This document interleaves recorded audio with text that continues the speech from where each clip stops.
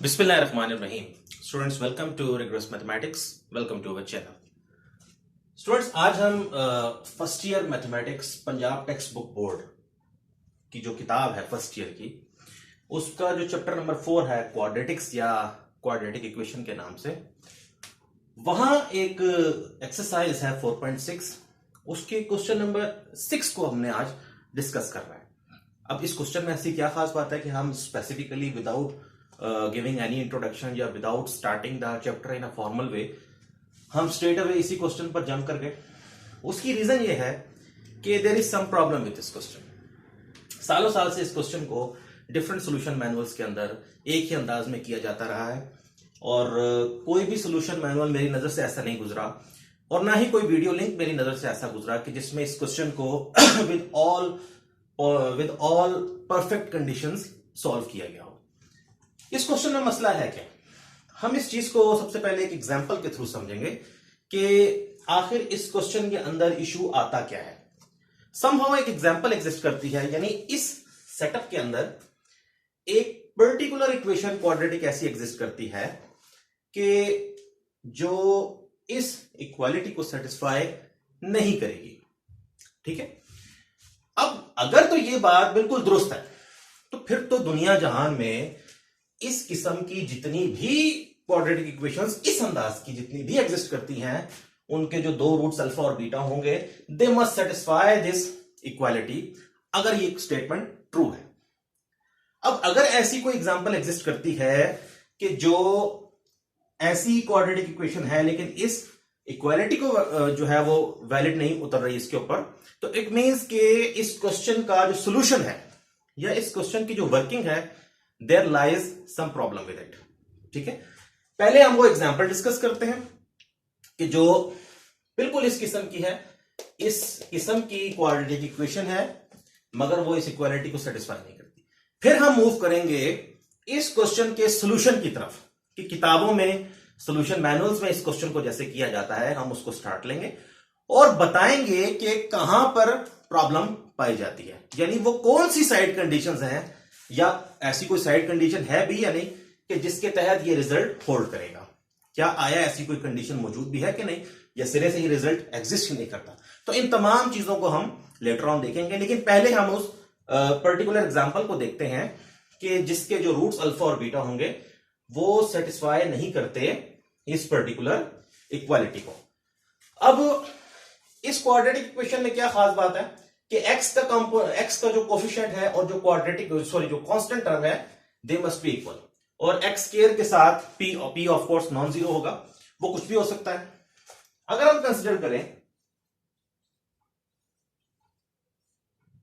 x square plus x plus 1 equal to 0, जब हम cube roots of unity निकालते हैं तो हम इस इक्वेशन को भी सॉल्व करते हैं वहां पर। बहरहाल मैं उस सारी डिस्कशन में नहीं जा रहा। तो आप देख सकते हैं कि x का कोफिशिएंट 1 है और कांस्टेंट टर्म भी 1 है। p के ऊपर कोई रिस्ट्रिक्शन नहीं थी, कुछ भी नॉन जीरो हो सकता था, तो हमने p इन पर्टिकुलर बराबर ही रख लिया। इसका मतलब ये जो इक्वेशन है, ये इस इक्वेशन जो कि जनरल सेटअप में लिखी हुई है उसकी एक स्पेशल टाइप है या उसका एक पर्टिकुलर केस है। हम जब इस इक्वेशन को सॉल्व करते हैं तो वहां से हम अल्फा और बीटा को फाइंड आउट करेंगे और फिर चेक करेंगे कि क्या ये इक्वालिटी उस इक्वेशन के लिए ट्रू है, उस इक्वेशन के रूट्स के लिए ट्रू है या नहीं। अगर तो ट्रू आ जाती है तो फिर तो मसला नहीं, अगर ट्रू नहीं आती तो इसका मतलब इसका जो सॉल्यूशन है, there lies some problem with it. यहां पर हम देख सकते हैं कि p भी 1 है और q भी 1 है। अगर हम इसको सॉल्व करें तो क्वाड्रेटिक फार्मूला लगाते हैं।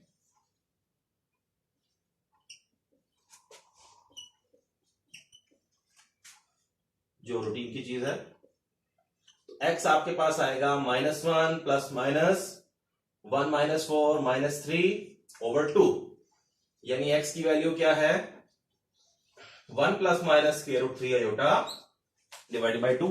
क्वाड्रेटिक इक्वेशन है तो एट मोस्ट दो रूट्स ही हो सकते हैं, एक को अल्फा कह दें और एक को बीटा कह दें। Let alpha B equals to -1/2 plus square root 3/2 iota and beta भी equals to -1/2 minus square root 3/2 iota. ये अल्फा की वैल्यू आ गई और बीटा की वैल्यू आ गई। अब हमने इसको सेटिस्फाई करवाना है, या हमने चेक, हम यहां वैल्यूज रखते हैं, अगर तो ये सब ऐड हो हवा के 0 आ जाए तो it means there is no problem with this particular, मतलब as far as this particular case is concerned, there is no problem with this equality. But if there comes some problem with this equality, as far as this particular case is concerned, then it means there lies some problem with the solution of this particular question, which has been given in the solution manuals for I don't know how many years. Okay, so alpha और beta आपके पास given है, यहां से alpha by beta और beta by alpha calculate करें, क्योंकि हमें जरूरत पड़नी है अल्फा बाय बीटा की, फिर उसके स्क्वायर रूट की, इसी तरह बीटा बाय अल्फा की और फिर उसके स्क्वायर रूट की। तो अल्फा बाय बीटा जब कैलकुलेट किया जाता है, मैं डायरेक्टली लिखूंगा अल्फा बाय बीटा की वैल्यू क्या आ जाएगी आपके पास, you may get -1/2 minus square root 3/2 iota. और इसी तरह मुझे बीटा बाय अल्फा भी चाहिए, दो कॉम्प्लेक्स नंबर्स को जैसे डिवाइड करते हैं, यू नो कॉन्जुगेट से मल्टीप्लाई भी, डिवाइड भी, वो सब कर करा के अल्फा को बीटा के साथ जब डिवाइड करेंगे यू गेट दिस। और बीटा बाय अल्फा क्या आएगा, -1/2 प्लस स्क्वायर रूट 3/2 आयोटा। ये अल्फा बाय बीटा की वैल्यू आ गई और ये बीटा बाय अल्फा की वैल्यू आ गई। अब हम कंसिडर करते हैं इस पूरे सेटअप को। Q बाय P क्या है, हम लिख देते हैं Q बाय P कितना आएगा, 1/1 comes out to be 1. Now square root alpha by beta plus square root beta by alpha, let me correct it, plus square root Q by P, इस सब को सॉल्व होकर 0 आना चाहिए। अगर 0 नहीं आता तो it means there is some problem with the whole setup. हम जब स्क्वायर रूट लेंगे -1/2 माइनस स्क्वायर रूट 3/2 आयोटा का, and by the way this radical sign always means the principal square root. Real number के अंदर principal square root से मुराद वो positive value है, और कॉम्प्लेक्स नंबर के अंदर जो प्रिंसिपल स्क्वायर रूट है उससे मुराद बेसिकली जो उस कॉम्प्लेक्स नंबर के मॉडुलस की पॉजिटिव, उस कॉम्प्लेक्स नंबर के मैग्नीट्यूड का जो पॉजिटिव साइन के साथ रखा जाएगा और उसके अगेंस्ट जो पावर कैलकुलेट होगी वो होगी। यानी जब हम कॉम्प्लेक्स पावर्स निकालते हैं तो लेट मी रिमाइंडेड कि अगर Z1/2 निकालना है तो मैं इसकी पोलर फॉर्म बना लूंगा, वो आप जानते हैं क्या होती है, ऐसे करके। अब ये R के ऊपर भी पावर 1/2 आ जाएगी और बाकी वो डिमाइवर्स लग जाएगा जो भी। तो अब R पावर 1/2 जो है इसकी भी दो पॉसिबल वैल्यूज हो सकती हैं, तो इसकी प्रिंसिपल वैल्यू रखकर जो Z की पावर कैलकुलेट होगी, this must be the principal square root. और कैलकुलेटर पर भी जब आप किसी कॉम्प्लेक्स नंबर का स्क्वायर रूट लेंगे तो वो आपको प्रिंसिपल स्क्वायर रूट ही देगा कॉम्प्लेक्स नंबर का। तो हम जब अल्फा बाय बीटा का square root plus beta by alpha का square root plus square root Q over P which is 1/1, अब जब इसका स्क्वायर रूट कैलकुलेट करते हैं, चाहे कैलकुलेटर पे करें चाहे जो मैनुअल तरीका अवेलेबल है कॉम्प्लेक्स एनालिसिस में उससे करें, जिस तरह भी करें, प्रिंसिपल स्क्वायर रूट जो होगा -1/2, बिकॉज ये रिजल्ट भी प्रिंसिपल स्क्वायर रूट्स के लिए है, जब पावर 1/2 मेंशन नहीं है, radical sign means principal square root. -1/2 minus square root 3/2 iota का जो स्क्वायर रूट है, it turns out to be 1/2 minus square root 3/2 iota. Square root लेके जो टर्म आती है उसमें क्या खासियत होनी चाहिए कि उसका स्क्वायर करें तो वापस यही वाली चीज आए। तो इस चीज को आप वेरीफाई कर सकते हैं कि आप इसका स्क्वायर लेके दोबारा से वहीं तक पहुंच जाएंगे। और इसी तरह जब हम इस टर्म का स्क्वायर रूट कैलकुलेट करेंगे तो हमारे पास क्या आ जाएगा, we will get 1/2 plus square root 3/2 iota. इसका स्क्वायर रूट लेके ये, अब यहां पर क्या बचेगा, 1/1 1 स्क्वायर रूट ऑफ 1। हम अगर इसको अब सॉल्व करें तो यू कैन सी कि ये दोनों टर्म्स आपस में क्या हो जाती हैं, खत्म हो जाती हैं। 1/2 plus 1/2 1, plus square root 1 which is equals to 2 which is definitely non-zero. What does it means कि आपके क्वेश्चन में इस इक्वेशन के लिए ये एक इक्वालिटी जनरली होल्ड कर रही थी as far as the statement is concern. मैंने इस सेटअप को फॉलो करने वाली एक पर्टिकुलर इक्वेशन तलाश की कि उसके रूट्स निकालकर जब मैंने इस सेटअप में रखा तो वो इस इक्वालिटी को सेटिस्फाई नहीं कर रही। It means there lies some problem with the solution of this particular question. तो ये वो एग्जांपल है जिसने मोटिवेट किया कि इस क्वेश्चन की ट्रू वर्किंग क्या होनी चाहिए। तो अब हम इस क्वेश्चन की ट्रू वर्किंग की तरफ मूव करते हैं कि आया इसके सॉल्यूशन में कहां पर वो लैप्स मौजूद है, कहां पर वो गैप मौजूद है जिसको हमने रेक्टिफाई करना है।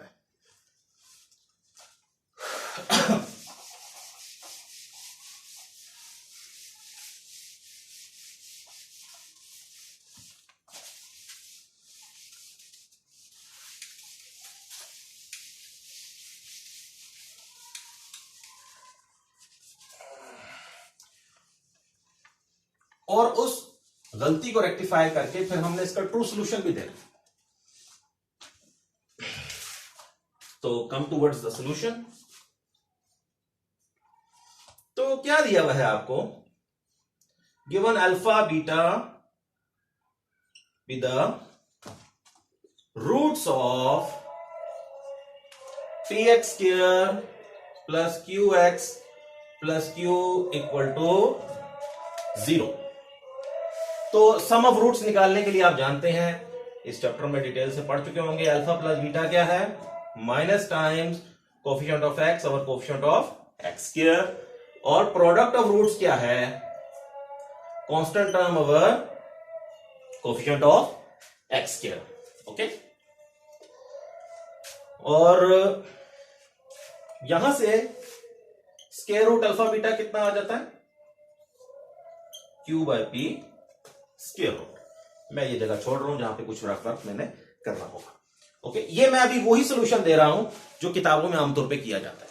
ठीक है, अब अगर इसको आप 1 कह दें और इसको 2 कह दें, तो 1 की लेफ्ट साइड को 2 की लेफ्ट साइड पे डिवाइड करें तो 1 की राइट साइड भी 2 की राइट साइड पे डिवाइड होगी। तो technically means dividing 1 by 2. What do we get? Alpha plus beta over square root alpha beta. अब होगा क्या कि वर्किंग में जहां मिस्टेक आएगी वो मिस्टेक रेक्टिफाई की जाएगी थ्रू सम साइड कंडीशन, और जो जो साइड कंडीशनें सॉल्यूशन में लगेंगी वही साइड कंडीशंस इस स्टेटमेंट का हिस्सा बन जाएंगी और क्वेश्चन कंप्लीटली परफेक्ट वे में सामने आ जाएगा। Dividing 1 by 2 alpha plus beta over under root alpha beta, you get minus q over p over square root q by p. अगर मैं q by p square root से multiply भी कर दूं यहां और डिवाइड भी कर दूं तो you will get alpha plus beta over square root alpha beta minus q by p square root Q over p. नीचे क्या आएगा, q by p to the square. ये स्क्वायर स्क्वायर रूट आपस में खत्म हो गया। स्क्वायर रूट लेके जो चीज आती है वो बाय डेफिनेशन ही वो चीज होनी चाहिए कि जिसका स्क्वायर लेकर वापस वही चीज आए जिसका आपने रूट निकाला था, because square and square root are inverse functions of each other. तो स्क्वायर रूट लेके जो भी चीज आएगी उसका स्क्वायर वापस क्यू बाय पी देगा। इसकी मिसाल ऐसे है कि अंडर रूट 4 अगर 2 है, ठीक है, तो इस 2 का जो स्क्वायर है वो वापस वही चीज देगा जिसका आपने रूट निकाला था। I don't think there is any problem with it, कोई टेक्निकल मिस्टेक नहीं है इसमें। तो ये रह जाएगा q over p alpha plus beta over square root alpha beta minus q by p square root q by p over q by p. ये q by p आपस में क्या हो गया, फिनिश। यानी alpha plus beta over square root alpha beta is equals to minus q by P. यहां तक इस क्वेश्चन में कोई मिस्टेक नहीं, बिल्कुल ठीक। इसकी सॉल्यूशन मिस्टेक इससे आगे आती है, इसको आप चाहे तो यूं भी लिख सकते हैं,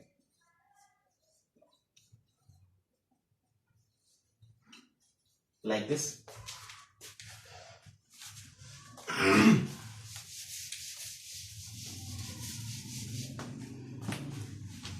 तो इससे आगे क्या काम किया जाता है बुक्स के अंदर या मैनुअल्स के अंदर, वो स्क्वायर रूट को स्प्लिट करते हैं। यानी अंडर रूट अल्फा बीटा लिखा हुआ है, तो वो अंडर रूट अल्फा बीटा को ऐसे और ऐसे लिखेंगे, डायरेक्टली भी कर देते हैं, ठीक है, डायरेक्टली भी कर देते हैं, और एक दो स्टेप्स बीच में अज्यूम करके वो डायरेक्ट लिख देते हैं, लेकिन वो तब ठीक है जब आप साइड कंडीशन मेंशन करें। यानी ये क्या ऑलवेज ट्रू है? अब हम देखते हैं, अगर लेट सपोज अल्फा -1 है और बीटा भी -1 है, तो अंडर रूट अल्फा बीटा कितना आएगा?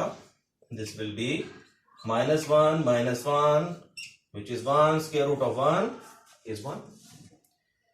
और under root alpha under root beta क्या आना चाहिए? -1 square root of -1, iota iota iota square which is -1। There you clearly see कि ये जो splitting of square root है, this property does not hold in general। तो जब आप इससे अगले स्टेप में ऐसे ऐसे करके लिखेंगे और ऐसे करके लिखेंगे, तो इट मींस कि यहां वो साइड कंडीशन लगानी चाहिए अल्फा और बीटा पर, जिसके तहत स्क्वायर रूट स्प्लिट हो सकते हैं। अब वो प्रॉपर्टी क्या है कि जिसके तहत आप स्क्वायर रूट्स को स्प्लिट कर सकते हैं, क्योंकि ऑलवेज नहीं कर सकते, आपने देख लिया। वो प्रॉपर्टी ये है कि under root alpha beta is equal to square root alpha square root beta, provided argument of alpha plus argument of beta belongs to -π to π। यानी जब तक अल्फा का आर्ग्यूमेंट और बीटा का आर्ग्यूमेंट का जो सम है वो इस इंटरवल में रहे, यानी -π strictly less than argument of alpha plus argument of beta less than और इक्वल टू π, तब तक ये स्प्लिट हो सकते हैं। आप जब भी ऐसे अल्फा बीटा लेंगे और रियल नंबर का आर्ग्यूमेंट क्या होगा? रियल नंबर का आर्ग्यूमेंट अगर वो पॉजिटिव साइड पे है तो it will be taken as 0, और अगर वो नेगेटिव है यानी -2 है तो इसका आर्ग्यूमेंट क्या लिया जाएगा? It must be π। एनीवेज तो जब तक इस कंडीशन को सेटिस्फाई करने वाले अल्फा बीटा होंगे तब तक आप उनको स्प्लिट कर सकते हैं। तो अल्फा और बीटा पर यहां पहुंचकर कंडीशन क्या दी जाएगी कॉमा के बाद कि हमें क्या लिखना चाहिए? Argument of alpha plus argument of beta must belongs to this interval. अब ये कंडीशन अगर यहां लिखी गई है तो ये स्टेटमेंट का हिस्सा भी बननी चाहिए। क्यों? क्योंकि ये यूज होगी। अगर ये कंडीशन अज्यूम नहीं की जा रही तो आप ये स्टेप नहीं कर सकते। ये स्टेप नहीं कर सकते तो ये रिजल्ट प्रूफ नहीं हो सकता। तो it means this side condition must be the part of question, और अगर ये क्वेश्चन का पार्ट होगी तो यहां आप लिखेंगे because argument of alpha plus argument of beta belongs to this particular interval. और चूंकि ये कंडीशन हमें चाहिए तो यहां ब्रैकेट में लिख देते हैं where argument of alpha plus argument of beta must belongs to -π to π। Okay, यानी इस कंडीशन को होना चाहिए। क्या इसी कंडीशन को सिर्फ होना चाहिए? Time will tell. यहां अगर आप स्क्वायर रूट अल्फा से मल्टीप्लाई करें और डिवाइड करें, और इसी तरह यहां अगर आप स्क्वायर रूट बीटा, जो कि आमतौर पे किया जाता है, अगर ये कंडीशन लगा दी जाए तो बिल्कुल ठीक है, लेकिन ये किसी सोल्यूशन मैनुअल में ये कंडीशन आपको नहीं मिलेगी। -q/p। तो अंडर रूट अल्फा मल्टीप्लाई होकर under root alpha square, under root alpha square is alpha again, alpha और अल्फा क्या हो जाएंगे? कैंसिल हो जाएंगे। Likewise, under root beta multiply okay will give you beta and beta will get cancelled। तो इससे अगला स्टेप क्या बनता है? मैं इससे आगे यहां लिखता हूं बिकॉज ये तो क्लियर कर चुका हूं मैं।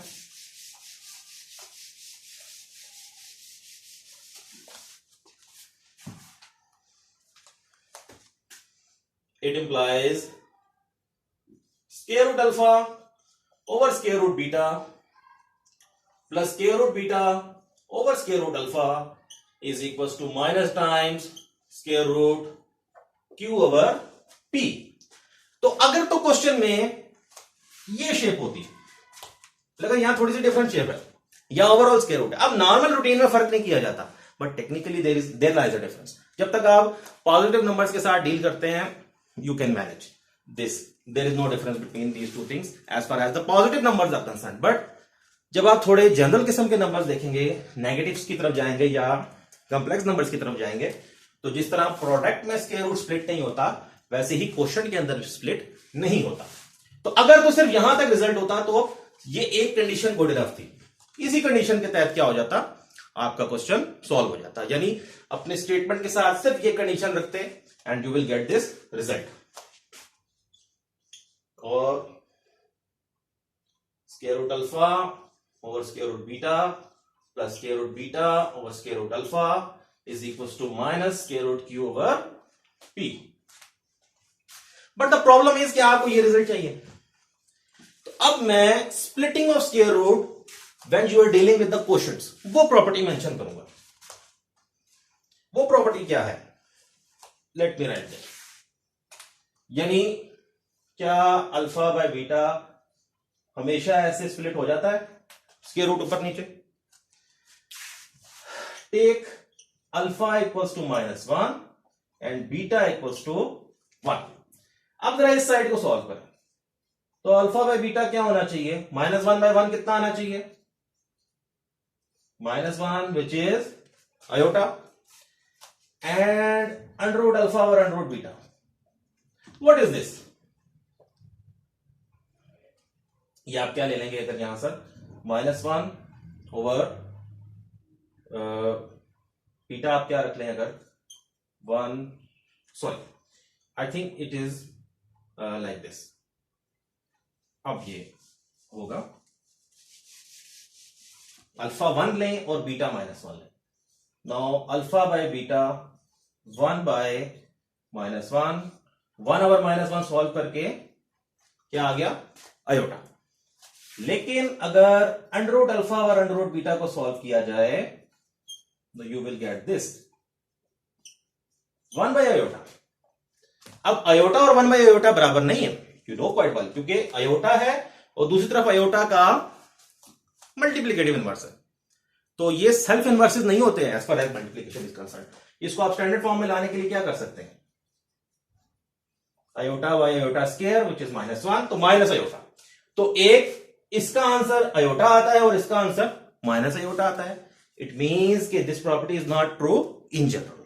मैंने एग्जांपल से वाज़ेह की. अब वो कौन सी कंडीशन है जिसके तहत ये प्रॉपर्टी होल्ड करती है, let me state here. Square root alpha over beta is equal to square root alpha over square root beta provided argument of alpha minus argument of beta belongs to -π to π. यानी जब product का split करना है तो सम होना चाहिए, arguments का सम belong करना चाहिए, और जब क्वोशंट्स के अंदर स्प्लिट करना है तो आर्गुमेंट्स का डिफरेंस इस इंटरवल से बिलोंग करना चाहिए. तो अगर इससे अगले स्टेप में मुझे इस चीज को डायरेक्टली ऐसे लिखना है, तो मुझे यहां क्या लिखना पड़ेगा, because argument of alpha minus argument of beta belongs to this interval. Okay, और यहां से आप क्या लिख सकते हैं, plus q by p equal to 0 which is the required result. अगर ये बिकॉज की कंडीशन आएगी तो ये क्वेश्चन में कंडीशन गिवन होनी चाहिए. तो इट मींस ना सिर्फ इनका सम इसमें से होगा बल्कि इनका डिफरेंस भी इसमें से होगा. तो ये जो कंडीशन है, this is the required side condition for this result to hold. अगर ये कंडीशन शुरू में लेके चलेंगे तो ये बिकॉज की लॉजिक आप दे सकते हैं। अगर शुरू में ये लॉजिक नहीं रखेंगे तो आप इस रिजल्ट तक नहीं पहुंच सकते। और अगर सिर्फ प्लस की कंडीशन होगी तो एट मैक्सिमम आप रिजल्ट को यहां तक प्रूव कर पाएंगे। लेकिन अगर आप sum of arguments as well as difference of arguments दोनों को इस इंटरवल में लेके चलेंगे तो you will get the eventual result. अब उस क्वेश्चन में जो मैंने एक पर्टिकुलर एग्जांपल दी थी, वहां पर आप देख सकते हैं कि उसमें आप टास्क है आपका कि जब आप आर्गुमेंट्स कैलकुलेट करेंगे तो वो आर्गुमेंट्स इन कंडीशन को सेटिस्फाई नहीं करते। इसी वजह से ये जो इक्वालिटी है ये उस पर्टिकुलर इक्वेशन के ऊपर फेल हो जाती है। तो साइड कंडीशन ये वाली है और क्वेश्चन में दो मौकामात पर ये कंडीशंस यूज हो जाएंगी, तो क्वेश्चन आपका टेक्निकली क्लियर और परफेक्ट हो जाएगा। Thank you so much.